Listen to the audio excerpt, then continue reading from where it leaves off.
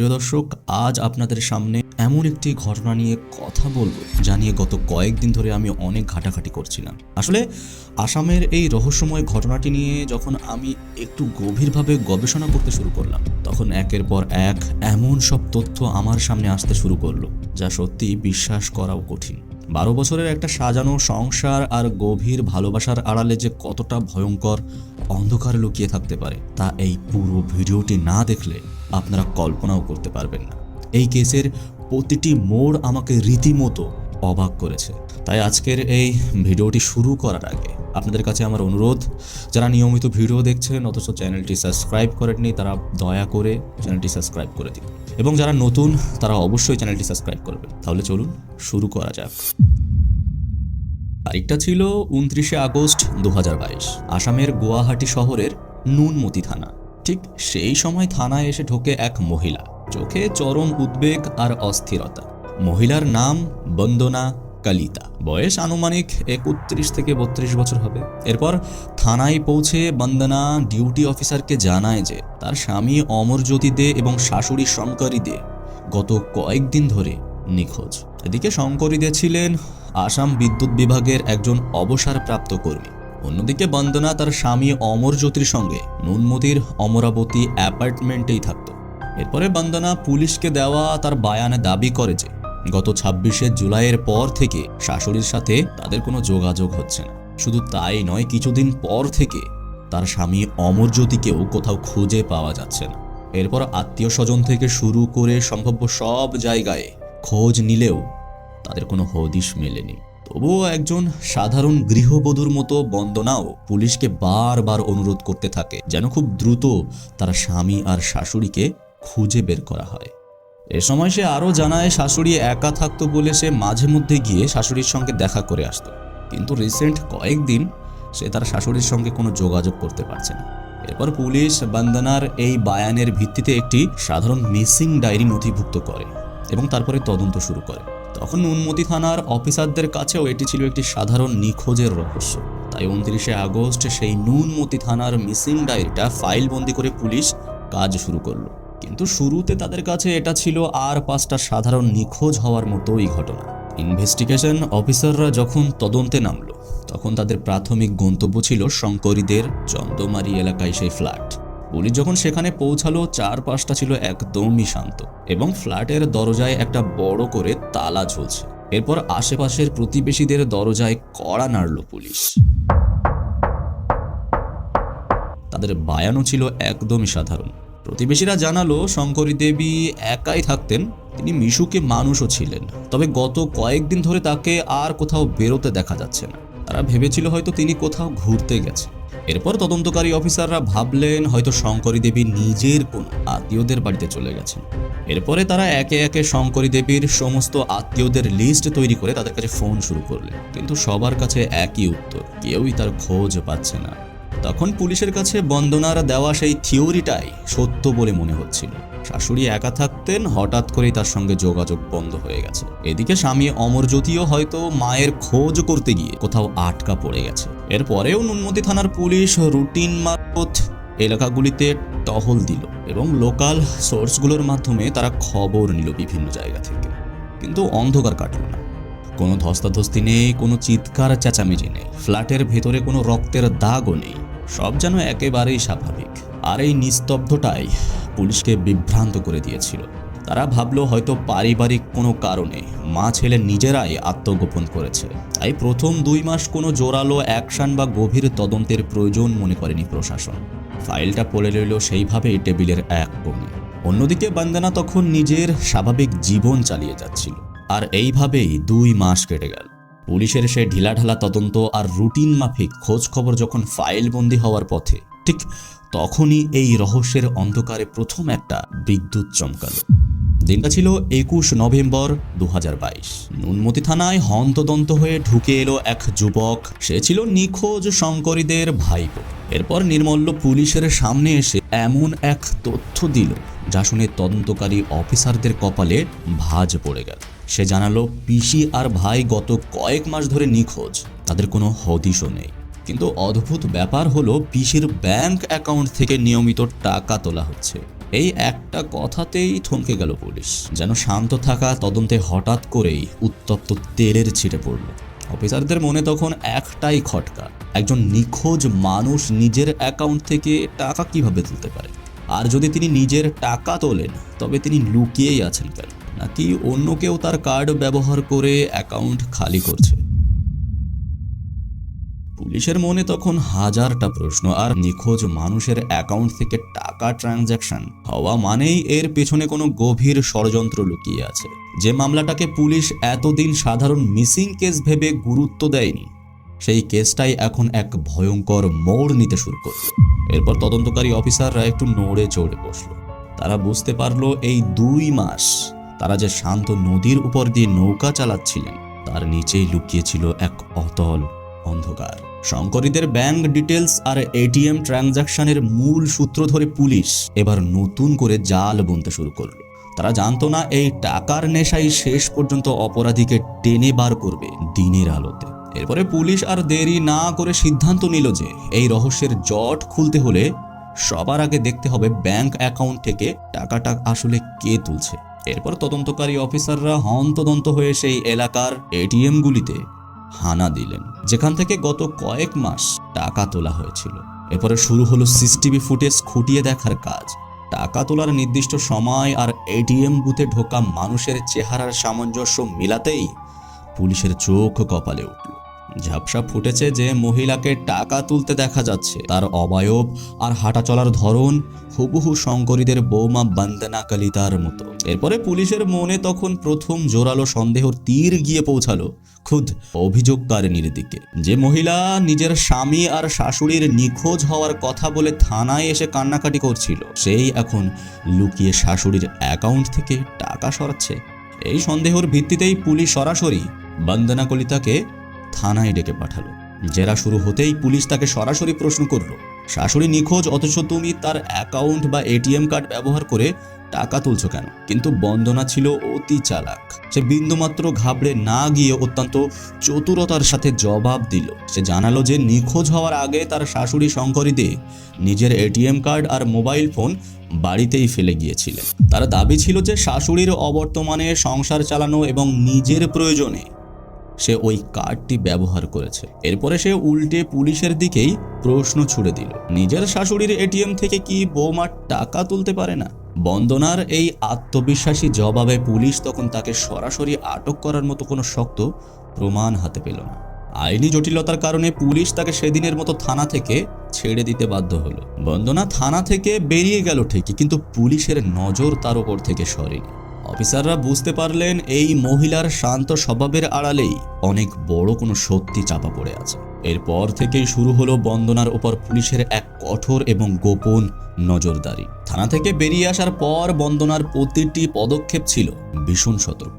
সে জানতো পুলিশ তার উপরে নজর রাখছে, তাই সে নিজেকে একদম স্বাভাবিক দেখানোর চেষ্টা করছিল। কিন্তু এই স্বাভাবিক সাজার চেষ্টাটাই পুলিশের মনে একটা খটকা বাড়িয়ে দিল। এরপরে তদন্তকারী অফিসাররা যখন গোপনে বন্দনার পরিচিত এবং পাড়া প্রতিবেশীদের সঙ্গে কথা বলতে শুরু করলেন, তখন এক অদ্ভুত গোলক ধাঁধায় পড়ে গেলেন তারা। এক একজনের কাছে বন্দনার বায়ান ছিল এক এক রকম। কাউকে সে বলছিল শাশুড়ি তীর্থ করতে বাইরে গেছেন, আবার কাউকে বলছিল পিসি শাশুড়ি অসুস্থ তাই তাকে দেখতে গেছেন। এমনকি নিজের স্বামী অমরজ্যোতির নিখোঁজ হওয়া নিয়ে সে দাবি করেছিল যে অমর হয়তো কাজের সন্ধানে ভিন রাজ্যে গেছে। এরপর পুলিশের কানে যখন এই ভিন্ন ভিন্ন গল্পের খবর পৌঁছালো, তখন অফিসারদের মনে বড় একটা প্রশ্ন চিহ্ন তৈরি হলো। যদি স্বামী আর শাশুড়ি সত্যি নিখোঁজ হয়ে থাকেন, তবে বন্দনা সবাইকে একই কথা বলছে না কেন? কেন সে একজনের কাছে এক এক রকম মিথ্যা সাজাচ্ছে? আর এই তথ্যের অমিলগুলোই তদন্তের মোড় ঘুরিয়ে দিল। এরপর নজরদারি চলাকালীন গোয়েন্দারা আরও একটি রহস্যময় ব্যাপার লক্ষ্য করলেন। গুয়াহাটির মতো ব্যস্ত শহরে হাজার হাজার ট্যাক্সি থাকলেও বন্দনা যখনই বাড়ি থেকে বের হতো, সে ঘুরিয়ে ফিরিয়ে একটি নির্দিষ্ট ট্যাক্সিতেই উঠত। মাঝে মাঝে গভীর রাতেও ওই একই ট্যাক্সিকে বন্দনার ফ্ল্যাটের আশেপাশে ঘোরাঘুরি করতে দেখা যেত। পুলিশ এবার গোপনে সেই ট্যাক্সি আর চালকের খোঁজ খবর নিতে শুরু করল। জানা গেল চালকের নাম ধন্তি দেকা। এরপর পুলিশ যখন ধন্তির কল রেকর্ড হিস্ট্রি এবং সিডিআর খতিয়ে দেখল, তখন তারা অবাক হয়ে গেল। দেখা গেল গত কয়েক মাসে বন্দনা আর সেই সাধারণ ট্যাক্সি চালকের মধ্যে শত শতবার কথা হয়েছে। এমনকি নিখোঁজ হওয়ার সেই রহস্যময় দিনগুলোতেও তাদের মধ্যে দীর্ঘক্ষণ আলাপ হয়েছিল। একজন সাধারণ যাত্রী আর ট্যাক্সি চালকের মধ্যে এত সাক্ষাৎ আর এত ঘন ঘন যোগাযোগ মোটেও স্বাভাবিক বলে মনে করেননি পুলিশ। এরপরে তারা ধন্তি দেকার ওপর ছায়ার মতো নজর রাখতে শুরু করল। তারা বুঝতে পারল নিখোঁজ শঙ্করী দে আর অমরজ্যোতির হদিশ পেতে হলে এই ট্যাক্সি আর তার চালকই হতে পারে অন্ধকারের একমাত্র দিশা। কিন্তু তখনও বন্দনা বা ধন্তি কারোর বিরুদ্ধে সরাসরি ব্যবস্থা নেওয়ার মতো কোনো অকাট্য প্রমাণ পুলিশের হাতে ছিল না। বন্দনার ভিতরে তখন এক অদ্ভুত আত্মবিশ্বাস কাজ করছিল। সে ভেবেছিল গত কয়েক মাস ধরে পুলিশকে যেভাবে সে ঘোল খাইয়ে ছেড়েছে, সামনের দিনগুলো হয়তো সেভাবেই কেটে যাবে। কিন্তু এই অতি আত্মবিশ্বাসী শেষ পর্যন্ত তার জন্য কাল হয়ে দাঁড়াবে। 14 ফেব্রুয়ারি 2023, গোটা শহর যখন ভালোবাসার উৎসবে মগ্ন, বন্দনা তখন এক মারাত্মক চাল। সে নুনমতি থানায় না গিয়ে সরাসরি পৌঁছে গেল গুয়াহাটির পুলিশ কমিশনারের দপ্তরে। সেখানে গিয়ে সে রীতিমতো চিৎকার জুড়ে দিল। কমিশনারের সামনে দাঁড়িয়ে ক্ষোভ উগরে দিয়ে বন্দনা দাবি করল, নুনমতি পুলিশ হাত গুটিয়ে বসে আছে। তার শাশুড়ি আর স্বামী এতদিন ধরে নিখোঁজ, অথচ তারা কোনো তদন্তই করছে না। বন্দনার এই মারমুখী ভঙ্গি আর পুলিশের বিরুদ্ধে এমন গুরুতর অভিযোগ দেখে কমিশনার তৎক্ষণাৎ নড়ে চড়ে বসেন। তিনি নুনমতি থানার পুলিশকে কড়া নির্দেশ দেওয়ার পাশাপাশি এই রহস্যের জট খুলতে গঠন করলেন একটি স্পেশাল ইনভেস্টিগেশন টিম। কিন্তু বন্দনা ভেবেছিল পুলিশের উপর চাপ সৃষ্টি করলে তদন্তের দিক অন্যদিকে ঘুরে যাবে। আসলে উল্টোটাই হলো। স্পেশাল টিম গঠন হওয়ার পর তদন্তের গতি বেড়ে গেল কয়েক গুণ। 14 ফেব্রুয়ারি থেকে 19 ফেব্রুয়ারি এই কয়েকদিনে তদন্তের নতুন একটি মোড় এলো। এসআইটি টিম এবার বন্দনা, নির্মলা দে এবং ট্যাক্সি চালক ধন্তি এই তিনজনকে আলাদা আলাদা করে জিজ্ঞাসাবাদ শুরু করলো। জিজ্ঞাসাবাদের টেবিলে বসেই বন্দনার সাজানো গল্পগুলো একে একে ভেঙে পড়তে শুরু করলো। অবশ্য নির্মলা দে শুরু থেকেই শেষ পর্যন্ত একই কথাই বলছিল, কিন্তু বন্দনা প্রতিবারই নিজের বয়ান বদলে ফেলছিল। একবার এক কথা তো পরের বার সম্পূর্ণ উল্টো। এরপর তদন্তকারীরা খুঁজে পেলেন আরও একটি চাঞ্চল্যকর তথ্য। শঙ্করীদের নামে থাকা 5টি ফ্ল্যাটের মধ্যে 2টি আগে থেকেই ভাড়া দেওয়া হয়েছিল। নিখোঁজ হওয়ার পর থেকে সেই ফ্ল্যাটগুলোর ভাড়ার টাকা বন্দনা নিজের পকেটে নিচ্ছিল। এমনকি বাকি 3টি ফ্ল্যাটও ভাড়া দেওয়ার চেষ্টা করছিল সে। এইসব তথ্যের উপরে ভিত্তি করে পুলিশ শেষবারের মতো বন্দনাকে কড়া জেরা শুরু করল এবং তাকে সরাসরি কাস্টাডিতে নেওয়া হলো। অভিজ্ঞ অফিসারদের একের পর এক তীক্ষ্ণ প্রশ্নের মুখে বন্দনার সেই আত্মবিশ্বাস ভেঙে পড়তে শুরু করলো। একটানা কয়েক ঘন্টার চাপের মুখে এবং মাঝরাতের দিকে সে কান্নায় ভেঙে পড়ল। এরপর মুখ খুলতেই বেরিয়ে এলো সেই হাড় হিম করা সত্য। বন্দনা স্বীকার করল সে, ধন্তি আর অরূপ মিলে তার শাশুড়ি এবং তার স্বামীকে খুন করেছে। এই স্বীকারোক্তি শুনে পুলিশ অফিসাররাও শিউরে উঠলেন। এরপর বন্দনার দেখানো সেই পথ ধরেই পুলিশ দ্রুত গ্রেপ্তার করল ধন্তি দেখা এবং অরূপ দেকাকে। যে রহস্য শুরু হয়েছিল এক অসহায় বৌমার নিখোঁজ ডায়েরি দিয়ে, তার শেষ হলো এক বিভৎস ডাবল মার্ডার পর্দাফাঁসের মধ্য দিয়ে।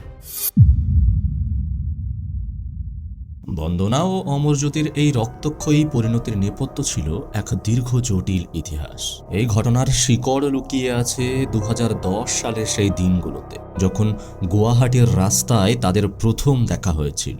শুরুটা হয়েছিল একদম সাধারণ একটি প্রেমের গল্পের মতো। পরিচয়ের পর ধীরে ধীরে তাদের সম্পর্ক প্রেমের রূপ নেয়। কিন্তু এই সম্পর্ক সহজ ছিল না।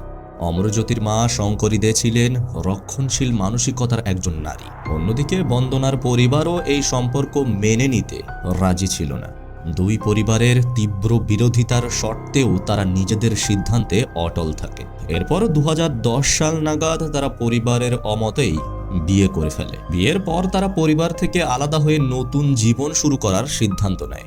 দীর্ঘ সময় ধরে তাদের সাথে পরিবারেরও কোনো যোগাযোগ ছিল না, কিন্তু সময়ের সঙ্গে সঙ্গে পরিস্থিতি বদলাতে শুরু করে। এরপর শঙ্করী দে একসময় একা হয়ে পড়ার ভয় এবং ছেলের প্রতি টানে বন্দনাকে মেনে নিতে বাধ্য হয়। তিনি তাদের ওই নুনমতির অ্যাপার্টমেন্টেই থাকার অনুমতি দেন। কিন্তু এই পুনর্মিলন সুখের হয়নি। শাশুড়ি ও বৌমার মধ্যে ব্যক্তিত্বের সংঘাত আর সংসারের খরচ নিয়ে অশান্তি লেগেই থাকতো। এক পর্যায়ে পরিস্থিতি এতটাই খারাপ হয়ে যায় যে শঙ্করীদেব বাড়ি ছেড়ে চন্দ্রমারি এলাকার নিজের ফ্ল্যাটে একা থাকতে শুরু করেন। এদিকে অমরজ্যোতিও কোনো কাজ করতো না, সে সবসময় নেশায় ডুবে থাকতো। সংসারের অভাব আর স্বামীর বেকারত্ব বন্দনাকে ভেতর থেকে বদলে দিতে শুরু করে। এরপর 2021 সালে বন্দনার জীবনে প্রবেশ করে এক ট্যাক্সি ড্রাইভার, যার নাম ধন্তি দেকা, যার কথা ইতিপূর্বে আপনাদেরকে বলা হয়েছিল। তাদের প্রথম পরিচয়টা ছিল একেবারেই সাধারণ, একজন যাত্রী ও একজন চালক হিসাবে। কিন্তু ধীরে ধীরে সেই আলাপ ঘনিষ্ঠতায় রূপ নেয়। অমরজ্যোতির নেশাগ্রস্ত জীবন আর রোজকার ঝগড়া থেকে মুক্তি পেতে বন্দনা ধন্তির উপর মানসিকভাবে নির্ভরশীল হয়ে পড়ে। এরপর তাদের সম্পর্ক গোপন থাকেনি, বরং সময়ের সঙ্গে সঙ্গে আরো গভীর হয়ে ওঠে। ধন্তি আর বন্দনা বুঝতে পারে তাদের এই সম্পর্কের পথে সবচেয়ে বড় বাধা হলো অমরজ্যোতি এবং শঙ্করীদেব। বন্দনার মাথায় তখন ঘুরছিল শাশুড়ির সেই দামি ফ্ল্যাট আর ব্যাংকে জমানো টাকার কথা। এরপর ধন্তির সঙ্গে নিভৃতে কাটানোর সময়গুলোতে তারা ধীরে ধীরে এক ভয়ঙ্কর চিন্তার দিকে এগোতে থাকে। তারা ভাবতে থাকে যদি এই বাধাগুলোকে সরিয়ে দেওয়া যায় তবে তাদের সামনে খুলে যাবে এক নতুন জীবন। এই লোভ আর অবৈধ সম্পর্কের নেশাই বন্দনার চিন্তাধারাকে বদলে দিতে শুরু করে। আর ঠিক এখান থেকেই জন্ম নিতে শুরু করে এক অন্ধকার পরিকল্পনার। অবশ্য পরিকল্পনাটা হুট করে কোনো কাঁচা হাতের কাজ ছিল না। বন্দনা আর তার প্রেমিক ধন্তি দেকা দিনের পর দিন নিভৃতে বসে এই ব্লুপ্রিন্ট তৈরি করেছিল। এরপর তাদের এই রক্তক্ষয়ী খেলায় তৃতীয় সঙ্গী হিসাবে যোগ দিয়েছিল ধন্তির বন্ধু অরূপ দেকা, যাকে মাত্র 2 লাখ টাকার বিনিময়ে এই নরকীয় মিশনে সামিল করা হয়েছিল। এদিকে বন্দনার মাথায় তখন ঘুরছিল শাশুড়ির সেই 5টি দামি ফ্ল্যাট আর ব্যাংকে জমানো লক্ষ লক্ষ টাকা। কিন্তু সেই লোভের আগুনেই ছাই হয়ে গেল দীর্ঘ 12 বছরের সম্পর্ক। এই ঘটনার শুরু হয় 2022 সালের 26শে জানুয়ারি। ঘড়ির কাঁটায় তখন ঠিক বিকাল 5টা। গুয়াহাটির জিরোড তিনিয়ালি এলাকার সেই নিরিবিলি ফ্ল্যাটে একা ছিলেন শঙ্করীদেব। ঠিক তখনই বন্দনা খুব স্বাভাবিকভাবে শাশুড়ির ঘরে ঢোকে। এরপর কিছুক্ষণ পরেই সেখানে পৌঁছে যায় ধন্তি আর অরূপ। কিন্তু শঙ্করীদেব কিছু বুঝে ওঠার আগেই 3 জন মিলে তার উপরে ঝাঁপিয়ে পড়ে। এদিকে অরূপ শঙ্করের পা দুটো শক্ত করে চেপে ধরে যাতে সে ছটফট করতে না পারে। আর বন্দনা পরম আক্রোশে নিজের শাশুড়ির মুখে বালিশ চাপা দিয়ে ধরে। এরপর কিছুক্ষণ ধস্তাধস্তির পর এক সময় বৃদ্ধার শরীরটা নিথর হয়ে আসে। কিন্তু নিষ্ঠুরতা এখানেই শেষ ছিল না। এরপর আগে থেকে বাজার থেকে কিনে আনা সেই ধারালো ছুরি এবং প্লাস্টিকের শীট বের করে আনা হয়। তারপর সেই ফ্ল্যাটের মেঝেতেই শঙ্করীদের দেহটিকে 3 টুকরো করে কাটা হয়। এরপর রক্তে ভিজে যাওয়া সেই ঘর পরিষ্কার করে তারা। তারপর দেহের টুকরোগুলো প্লাস্টিকের শিডে মুড়ে রেখে দেয় শঙ্করীদের নিজের বাড়ির ওই ফ্রিজের ভিতরে। এভাবে দীর্ঘ 3 দিন কাটা টুকরোগুলো ফ্রিজেই পড়েছিল। এরপর 29শে জুলাই রাতে ধন্তি ট্যাক্সি নিয়ে আসে এবং প্লাস্টিকের শিডে মোড়ানো সেই প্যাকেটগুলো গাড়িতে তুলে রওনা দেয় মেঘালয়ের শহরা এলাকার এক গভীর খাদের দিকে। সেখানে অন্ধকারের সুযোগে ফেলে দিয়ে আসা হয় শঙ্করীদের অস্তিত্ব। কিন্তু এখানেই শেষ হয়নি। শাশুড়িকে দুনিয়া থেকে সরিয়ে দেওয়ার মাত্র 21 দিন পর বন্দনার পরবর্তী লক্ষ্য ছিল তার নেশাগ্রস্ত স্বামী অমরজ্যোতিদেব। 17ই আগস্ট রাতে নুনমতির অমরবতী অ্যাপার্টমেন্টে যখন অমরজ্যোতি নিজের ঘরেই মগ্ন ছিল তখন বন্দনা আবারও ধন্তি আর অরূপকে ডেকে নেয় নিজের ঘরে। কিন্তু অমরজ্যোতি তখন গভীর ঘুমে বা নেশায় আচ্ছন্ন ছিল। এরপর ধন্তি দেকা একটি ভারী লোহার রড দিয়ে সজোরে আঘাত করে অমরজ্যোতির মাথায়। প্রথম আগেই সে জ্ঞান হারিয়ে মেঝেতে লুটিয়ে পড়ে। তারপর 3 জন মিলে তাকে পুরোপুরি শেষ করে দেয়। কিন্তু এবার আর কোনো ফ্রিজে নয়, তারা চাইল দ্রুত প্রমাণ মিটিয়ে দিতে। এরপর অমরজ্যোতির দেহটাকেও তারা 5টি টুকরো করল। এদিকে বন্দনা নিজের ঘরে দাঁড়িয়ে থেকে নিশ্চিত করল যেন ঘরের কোনো কোণাতে 1 ফোঁটা রক্ত অবশিষ্ট না থাকে। তারপর সেই রাতেই প্লাস্টিকের শীটে রক্তমাখা দেহটি মুড়িয়ে তারা আবার সেই মেঘালয়ের দুর্গম পাহাড়ে পাড়ি দেয় এবং ঘন জঙ্গলের খাদের ভিতরে ছুঁড়ে ফেলে দেয় অমরজ্যোতির সেই শরীরের অংশগুলো। পরের দিন সকালে গুয়াহাটির শহরে যখন নতুন সূর্য উঠল বন্দনা তখন এক পরিপাটি গৃহবধূর মতো নিজের ঘর গুছিয়ে ফেলল। এরপর মুখে একরাশ উদ্বেগ মেখে সে নিজেই থানায় গিয়ে দাঁড়ালো এক অসহায় নারী সেজে, যার স্বামী আর শাশুড়ি রহস্যজনকভাবে নিখোঁজ হয়ে গেছে। এরপরে পুলিশ এই মামলায় বা তদন্তে কোনো ফাঁক রাখেনি। 2023 সালের মে মাসে আদালতে জমা দেওয়া হয় একটি বিশাল পাতার চার্জশিট, যেখানে বন্দনা, ধন্তি আর অরূপের বিরুদ্ধে হত্যা এবং তথ্য প্রমাণ লোপাটের অকাট্য সব প্রমাণ দাখিল করা হয়। এদিকে মেঘালয়ের জঙ্গল থেকে উদ্ধার হওয়া দেহগুলোর ডিএনএ নিশ্চিত করে যে সেগুলো শঙ্করী দে আর অমর জ্যোতিরই ছিল। এরপর ফরেন্সিক রিপোর্ট থেকে শুরু করে সিসিটিভি ফুটেজ, বন্দনার সাজানো প্রতিটি মিথ্যা নাটক পুলিশ ধুলোয় মিশিয়ে দেয়। কিন্তু আইনি প্রক্রিয়ায় একটি অদ্ভুত মোড় আসে। 2024 সালের শুরুর দিকে এই মামলার প্রধান অভিযুক্ত বন্দনা আদালত থেকে জামিন পেয়ে যায়। এরপর তার কিছুদিন পরেই ধন্তি আর অরূপও জেল থেকে জামিন পেয়ে বেরিয়ে আসে। এখন বর্তমান 2026 সাল চলছে, কিন্তু মামলার ট্রায়াল এখন আদালতে প্রক্রিয়াধীন। অপরাধীরা আজ পৃথিবীর বুকে মুক্ত অবস্থায় আমাদের আশেপাশেই হয়তো ঘুরে বেড়াচ্ছে, আর শঙ্করী দে ও অমর জ্যোতির এই হত্যাকাণ্ডের চূড়ান্ত ইনসাফ এখনও আদালতের রায়ের অপেক্ষায় ঝুলে আছে। প্রিয় দর্শক, এই ঘটনা আমাদের চোখে আঙুল দিয়ে দেখিয়ে দেয় যে মানুষের সীমাহীন লোভ আর অন্ধ লালসা কতটা ভয়ঙ্কর হতে পারে। যে বাড়িতে ভালোবাসা আর বিশ্বাস থাকার কথা ছিল, সেই ঘরই আজ ধ্বংসস্তূপে পরিণত হয়েছে। 12 বছরের সংসার আর মা ছেলের সম্পর্ক সব ছাই হয়ে গেছে কয়েকটা ফ্ল্যাট আর টাকার লোভে। সমাজ হিসাবে আমাদের ভাবার সময় এসেছে। আমরা কি সত্যি উন্নতির দিকে যাচ্ছি, নাকি আমাদের ভিতরে মনুষ্যত্ব ধীরে ধীরে অন্ধকারে তলিয়ে যাচ্ছে? অবশ্যই আপনারা কমেন্ট বক্সে কমেন্ট করে জানান এই ঘটনার জন্য কি শাস্তি হওয়া উচিত বলে আপনারা মনে করেন। যাই হোক প্রিয় দর্শক, আজকের ভিডিও এই পর্যন্ত। দেখা হবে আবার পরের কোনো ভিডিওতে। সে পর্যন্ত সুস্থ থাকবেন, ভালো থাকবেন, সতর্ক থাকবেন এবং অন্যকে বিশ্বাস করার আগে তাকে ভালোভাবে যাচাই করে নেবেন।